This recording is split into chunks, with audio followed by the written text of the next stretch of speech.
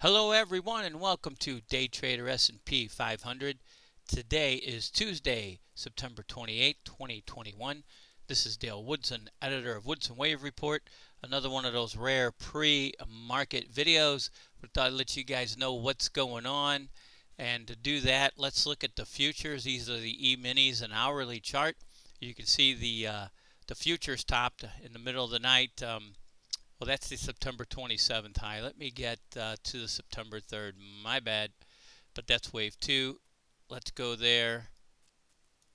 Bear with me a second here. Is that? Nope. We still got to go further back. There we go. I wanted to show you guys what's going on here. There is the September 3rd high. There is one down. There is two up. Let me get that in there for you guys on that scale. Okay. There is one down. There is two up, and we're going to just put 3, 4, and 5 over here and out of the way. We can see the retracement here. Let's get that in for that second wave, and you can see it retraced right near the 618 retracement level. Okay, so this is 1, this is 2. We're going to look at 3 from that high on wave 2 up here. Let me change that degree so we're not confused. And we'll go to submicro. There we go. Let's get back into the picture where we were. Okay, we'll back that up, There we go. That should be good enough. All right, here is the top of wave 2, as you can see. Let's get rid of this here so we can do some figuring on the downside. Okay, so here's the beginning of 3. There is 1 of 3. There is 2 of 3. You can see a clear 5-wave decline for wave 1. There is 2. Here is where 3 equals 1. And you see I got it subdividing as a 1 here. Normally, if it's a 3, it'll take on at least a 1,618 multiple, which we have down here. This is futures at 45.39 or 45. I'm sorry. 43.59, and the 2.618 is down here at 43.08. So you can see this is dividing 1, 2, 3, 4, 5. We could get the retracement levels for that on the upside here. Let's do that real quick. If I'm close enough, you can see I got the 2 sitting between the 382 and the 50%, and then we could expect a 3, 4, and 5 down for wave 3. I've got it sitting here at the 1.618 at 43.59, but if the market did turn on the second, which it appears it has, validating our primary wave count, we'll get validation. We'll show you on the cash. Then it'll go at least 1.618, could be 2, could even be 3. We'll get into that. Well, let's get into that. Well, we set out to, pardon me, we set out a pre-market open report to our subscribers. You can see our subscriptions there. Okay, we got annual, monthly, and video on demand. Monthly, we give out reports virtually every day. Lately, it's been twice a day, every day. You can see our Guess the S&P contest there. Also, we want to let you guys know about our disclaimer and our awards right there. Okay, get that out of the way. And before I forget, thank you guys for subscribing to the channel. Don't forget to hit the reminder bell so you know when our reports are coming out, and the like button, which we have a little replica of there. Actually, it's a big one. Okay, so there is the 1, 2, and here 3 of 3 is subdividing as we speak. You can see this is going up, getting to those retracement levels. Let's look at the cash market, okay? Here is the September 2nd all-time high. You can see a 1, 2, 3, 4, 5 for wave 1. There is wave 2. It's sitting again near that. Well, let's show you guys what it did. Fibonacci retracement. Here we go. And there it is, sitting right above the 618 retracement level. And then we'll look for wave 3 down. We're looking at the futures, which already are anywhere between 35 and 40 points down. Long way to the open, still an hour and a half. Anything can happen. The futures have already traced out this 1 and 2. The cash will catch up with a gap down. But the 1-to-1 ratio is 42.25 in the cash market. Okay, the 1.618 is 4076. Let's move this up.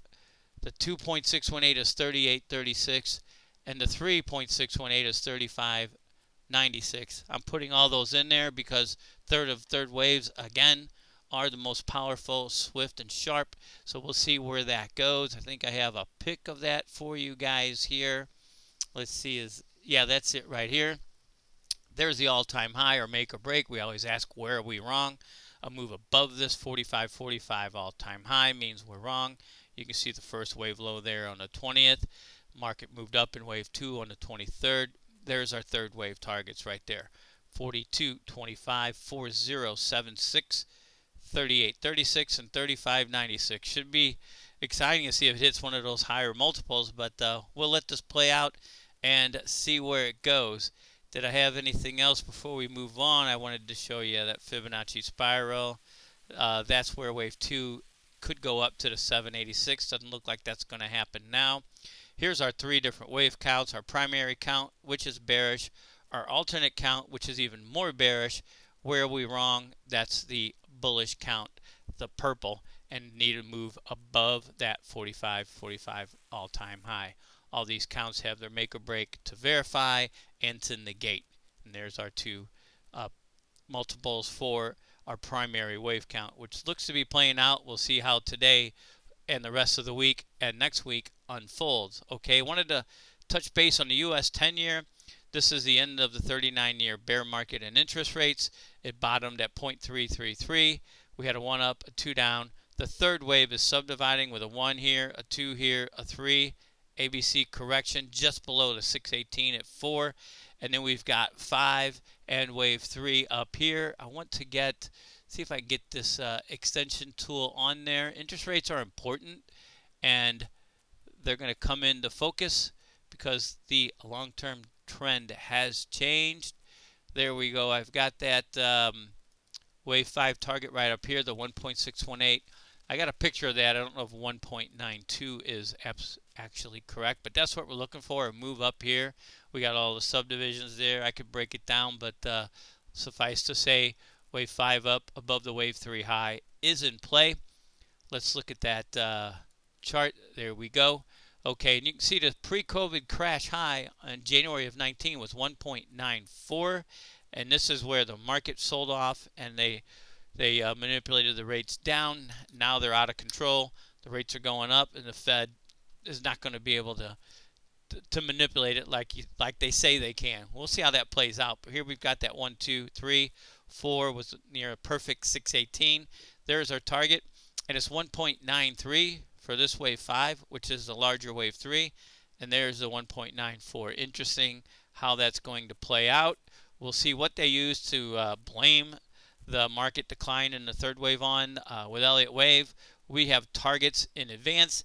They have excuses after the market moves. It'll be whatever, the debt ceiling, the interest rates going up, you name it. Again, the Elliott Waves will make the news. The news doesn't make the patterns. Okay, let's look at, is that what we wanted to look at there? I think that is it. Let me see our picks here. We want to end with this, okay? We'll see where the futures go. Validation comes with a move below wave 1 low of 43.05 in the S&P. You can see 42.25 would do it. Not sure how long it'll take, a day or so, hours, we'll see. But wave 3 of 3, the most powerful and strongest wave to the downside, is in play. We'll see how it plays out, and our next turn date is October 6th next week. We'll get into the turn dates later in the week. Until next time, take care, everyone.